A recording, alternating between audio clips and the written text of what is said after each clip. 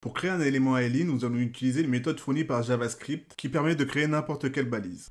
Let new ALI égale document.createElément.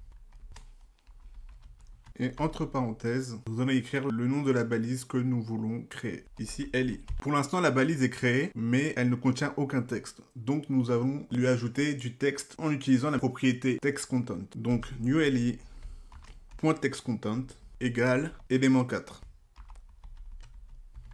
Et enfin, nous allons insérer cet élément dans notre page, plus exactement dans le UL de notre page. Donc, je vais récupérer mon UL grâce à son ID. Let myUL égale document.getElément.byId. Et j'écris entre parenthèses l'ID, donc liste. Et enfin, je vais utiliser la méthode appendShield pour insérer mon ALI dans cet UL. Donc, myUL.appendShield. Cette méthode ne prend qu'un paramètre, l'élément que nous voulons insérer. Donc ici, newALI.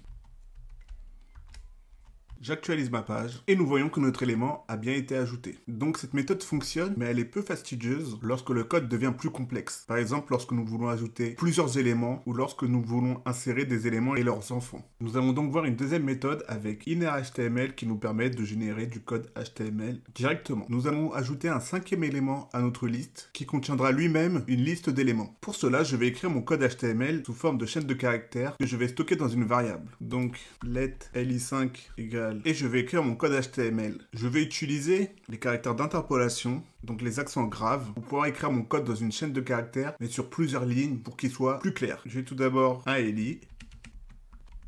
Dans cet ALI, j'ai un UL. Et dans cet UL, je vais écrire deux ALI. Et voilà. Maintenant, je vais utiliser la propriété innerHTML pour insérer mon code dans la liste. myul.innerHTML égale li5.